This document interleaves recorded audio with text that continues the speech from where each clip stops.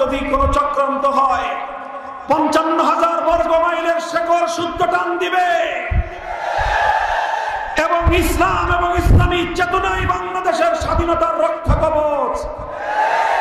আবার বলছি, সচেতন ভাবে বলছি, বুঝে শুনে বলছি, ইসলামের মাটির স্বাধীনতার রক্ষা কবচ। ইসলামের বিরুদ্ধাচরণ করলে তারাই বাংলাদেশের স্বাধীনতার দুশ্মন বলে বিবেচিত হবে।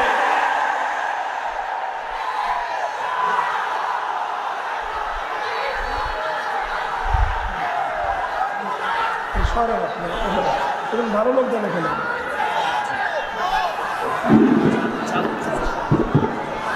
আল্লাহ পাক রব্বুল আলামিন বাংলাদেশের শাসকবর্গ, বাংলাদেশের নীতি নির্ধারণী প্রত্যেকটি মানুষকে, প্রতিটি ফোরামকে, প্রতিটি দায়িত্বশীল মহলকে এই বাস্তবতাটুকু বুঝবার তৌফিক দান করেন। অল্প সময়ে সংক্ষিপ্ত কাটা কয়েকটি পয়গাম, কয়েকটি সংবাদ, কয়েকটি আহ্বান আমি আপনাদের সম্মুখে রেখে যাব।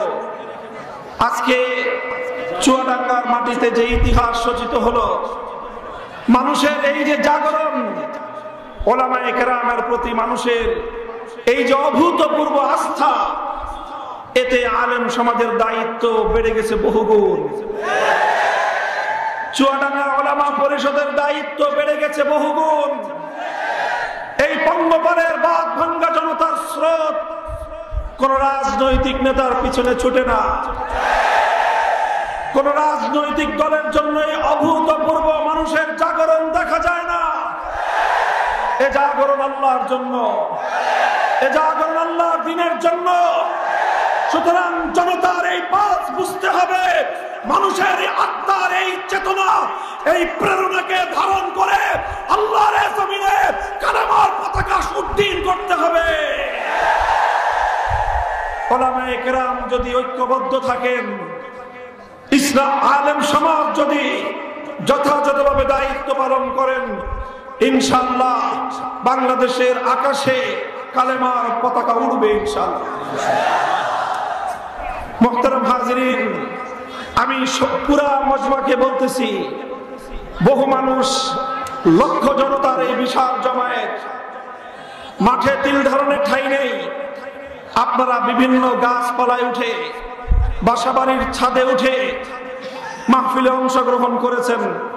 সকলের প্রতি আমার বিনীত অনুরোধ থাকবো, নিজের এবং অপরের জানমালের নিরাপত্তার দিকে সকলে সতর্ক দৃষ্টি রাখবেন। খবরদার তাড়াহুড়ো করতে গিয়ে অতি আবেগী হয়ে কেউ এমন কিছু করবেন না যাতে কোনো দুর্ঘটনা সংঘটিত হতে পারে। একটি দুর্ঘটনা যদি ঘটে যায়, আমাদের এই বিশাল এই বিজয়, এই মহাজাগরণ সবকিছুই একটা বিষাদে পরিণত হবে, একটা দুঃখজনক শোকের অনুষ্ঠানে পরিণত হবে। আপনারা মঞ্চের ডান দিকে যারা আছেন, মেহেরবানি করে মঞ্চের বাসের সামনে যারা আছেন, হয় বসে পড়ুন, না হয় পেছন দিকে সরে যান, দাঁড়িয়ে থাকেন। আপনারা মেহেরবানি করে এখানে দাঁড়িয়ে থাকবেন না, মানুষের সমস্যা হচ্ছে, কথা বলতে পারতেছি না। আপনারা বসে পড়েন। এই মঞ্চের যে সর্বশেষ যে বাস, এই বাসটার সামনের দিকে কেউ দাঁড়িয়ে থাকবেন না। বসার জায়গা না পাইলে মেহেরবানি করে পিছনে সরে যান, পেছনে সরে যান, পেছনে সরে যান। মানুষকে আপনারা সমস্যায় ফেলবেন না। মানুষজন দীর্ঘ সময় ধরে তারা বসে আছে কথা শুনবার জন্য। আপনারা বিঘ্ন ঘটালে তারা চিৎকার করছে, তাদের চিৎকারের কারণে আলোচনা করতে পারছি না। আপনারা একটু একটু একটু বসেন ভাই, অল্প সময় কথা বলবেন না। মেহেরবানি করে আরেকটা অনুরোধ জানাই, আপনারা মঞ্চ থেকে একটু একটু পিছিয়ে সরে, একটু পিছনে সরে যান, আর একটু তাড়াতাড়ি, সময় কম, সময় কম। এই বিশাল মজমা যতক্ষণ এখানে থাকবে, দায়িত্বের বোঝা আমাদের সকলের মাথার উপর। সকলকে নিরাপদে এখান থেকে আমাদের সম্মেলনের কামিয়াবি এবং সফলতা। আমি আবার বলছি, বাস কথা শেষ। এরপরে যা হবে সমস্ত কথাবার্তা হাত দিয়ে হবে। কি দিয়ে হবে? মুখ দিয়ে কেউ কথা বলবেন না, হাত হাতের ইশারায় বলবেন যা বলার, ঠিক আছে কথা? আপনারা এখান থেকে কেউ দাঁড়াবেন না, বেশি সমস্যা হলে বাইরে বের হয়ে যাবেন, কিন্তু এখানে দাঁড়িয়ে থাকার কেউ চেষ্টা করবেন না, ইনশাআল্লাহ। ইনশাআল্লাহ বলেন। আমি আপনাদের সম্মুখে আল্লাহ রাসূল সাল্লাল্লাহু আলাইহি ওয়াসাল্লামের দেখি, আপনাকে না বললাম কথা বলতে, আপনি মাইক দিয়ে কথা বলা শুরু করলেন। মুহতারাম হাজিরিন, এই যে আমরা এখানে জড়ো হয়েছি, একত্রিত হয়েছি, আপনারা উলামায়ে কেরামের প্রতি ভালোবাসা এবং মহব্বত রেখে এখানে এসেছেন। আপনারা আমাকে ভালোবেসেছেন, আমার প্রতি আপনাদের ভালোবাসা, আলেম সমাজের প্রতি আপনাদের ভালোবাসা, চুয়াডাঙ্গা ওলামা পরিষদের প্রতি আপনাদের ভালোবাসা, এটা কোনো ব্যক্তির জন্য নয়, কোন ব্যক্তির প্রতি অন্ধ ভক্তি বা অন্ধ ভালোবাসা এটা নয়। এই ভালোবাসা এজন্য যে আলেম সমাজ এ জমিনে আল্লাহর দ্বীনের ঝান্ডা সমুন্নত করছে। আমরা হকের কথাগুলো বলছি, এজন্য আপনারা আমাদেরকে ভালোবেসেছেন। আল্লাহ সাক্ষী থাকুন, আপনারাও সাক্ষী থাকেন। যারা আল্লাহর দ্বীনের প্রতি মুহাব্বত এবং ভালোবাসা রেখে আমাদের প্রতি মুহাব্বত এবং ভালোবাসা রাখেন, আমরাও আপনাদেরকে ভালোবাসি। আল্লাহ পাক রব্বুল আলামিন আমাদের এই পারস্পরিক মুহাব্বত এবং ভালোবাসাকে আল্লাহ কবুল করেন। আমাদের এই পারস্পরিক মুহাব্বত, আন্তরিকতা এবং এই ভালোবাসা, এটা এতটা গভীর, এতটা শক্তিশালী যে পৃথিবীর কোন ঝড় তুফান এই ভালোবাসার সম্পর্ককে ছিন্ন করতে পারে না। এমনকি কিয়ামতের বিভীষিকাও দুই মুমিনের ঈমানের ভিত্তিতে গড়ে ওঠা ভালোবাসার সম্পর্ককে ছিন্ন করতে পারে না। মুমিনের এই ভালোবাসা দুনিয়াতেও অটুট থাকে, আখিরাতেও অটুট থাকবে ইনশাআল্লাহ। আল্লাহ রাসূল সাল্লাল্লাহু আলাইহি ওয়াসাল্লাম বলেছেন, যে ব্যক্তি আল্লাহর জন্য চারটি কাজ করতে পারবে, যে ব্যক্তি আল্লাহর জন্য চারটি কাজ করতে পারবে, তার ঈমান পরিপূর্ণ হয়ে যাবে। কয় কাজ? মান আহাব্বা লিল্লাহ,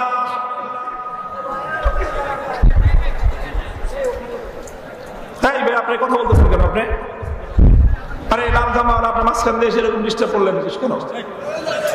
কথা বলেন না, আপনার কথা বলেন। আপনাদেরকে বললাম আপনারা কেউ মুখ দিয়ে কথা বলবেন, কেউ আরেকজনকে কথা বলবেন না যে ভাই সরে দাঁড়ান, ভাই চুপ করেন, ভাই এটা উপরে উঠে গেছে নিচে নেমে গেছে, কোনো কথা মুখ দিয়ে হবে না। কথা হবে কি দিয়ে? হাত দিয়ে ইশারা করেন, ইশারা করে কথা বলুন।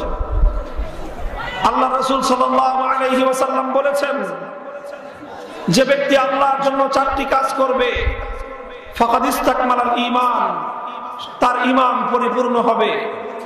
এক নম্বর কাজ, মান আহাব্বা লিল্লাহ, মান আহাব্বা লিল্লাহ, কাউকে ভালোবাসলে ভালোবাসবে একমাত্র আল্লাহর জন্য। দুই নম্বর হলো ও আবগাদা লিল্লাহ, শুধু মুদ্রার এক পিঠ আল্লাহর জন্য হলে হবে না, উভয় পিঠ আল্লাহর জন্য হতে হবে। মহব্বত কার জন্য? ও আবগাদা লিল্লাহ, কারো সঙ্গে শত্রুতা রাখলে সেই শত্রুতাটাও রাখবে কার জন্য?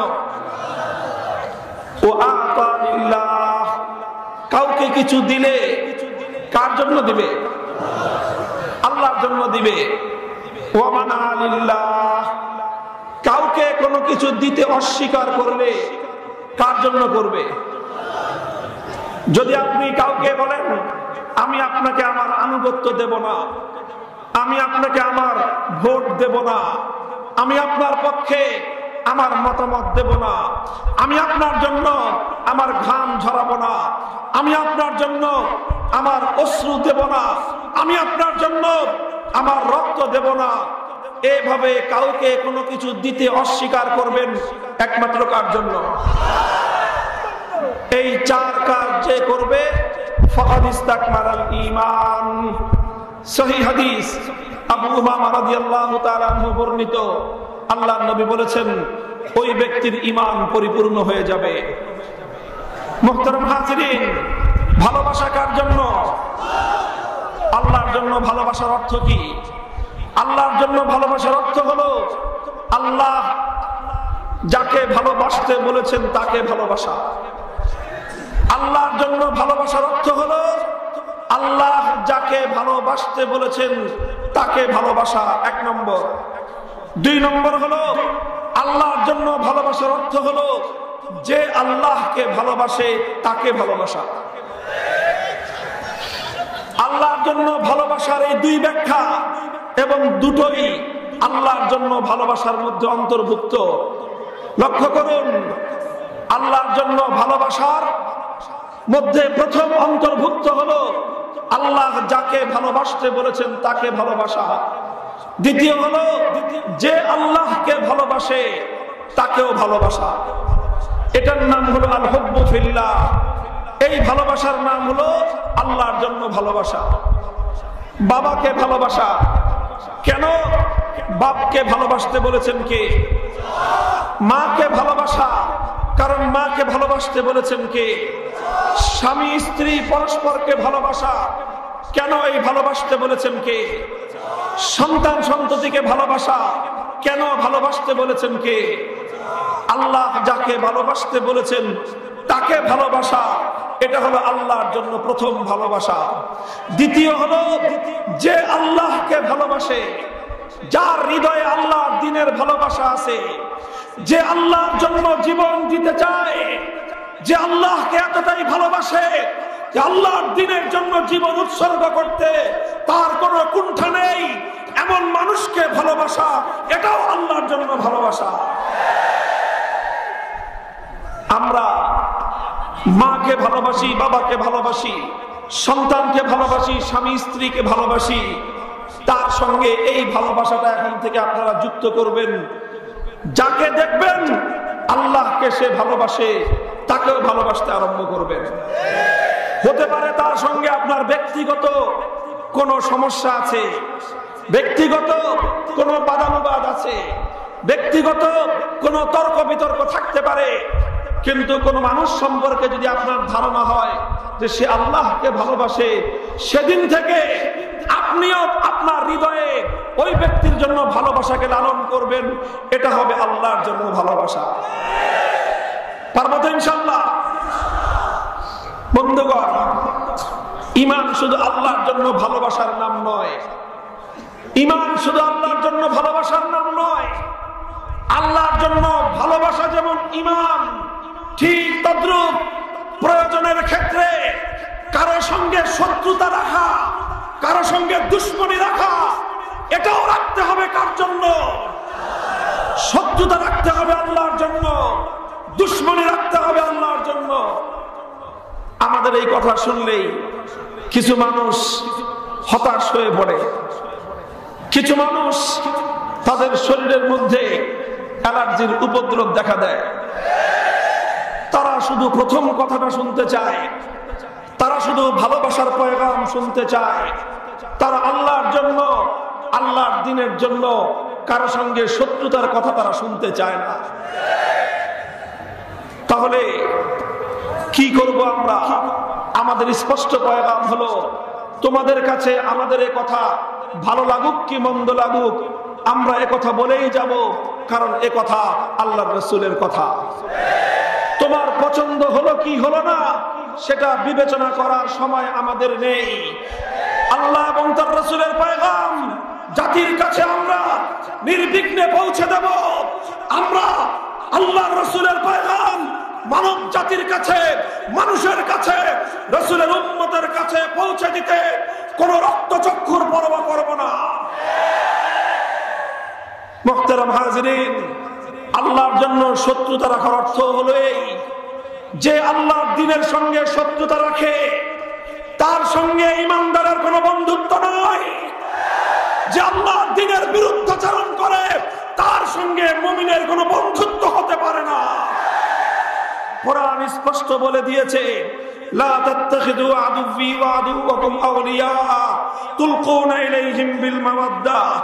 হে ঈমানদারেরা, তোমরা যদি আল্লাহকে ভালোবেসে থাকো, লা তাত্তাখিযু আদুওয়ি ওয়া আদুওয়াকুম, খবরদার আল্লাহর দুশমনকে কোনোদিনও তোমরা ভালোবাসতে পারো না। যে আল্লাহর দুশমনকে ভালোবাসে সে আল্লাহকে ভালোবাসতে পারে না। যে আল্লাহর দুশমনকেও ভালোবাসে, আবার আল্লাহর প্রতি ভালোবাসার দাবি করে, এই ভালোবাসার দাবি সত্য দাবি নয়, এটা ভণ্ডামি আর মুনাফিকি। মুহতারাম হাজিরিন, সুতরাং যে কেউ এনিহাউ, যে কোনো ব্যক্তি যদি সে আল্লাহর দ্বীনের বিপক্ষে অবস্থান গ্রহণ করে, তার সঙ্গে আমার কোনো বন্ধুত্বের সম্পর্ক থাকতে পারে না।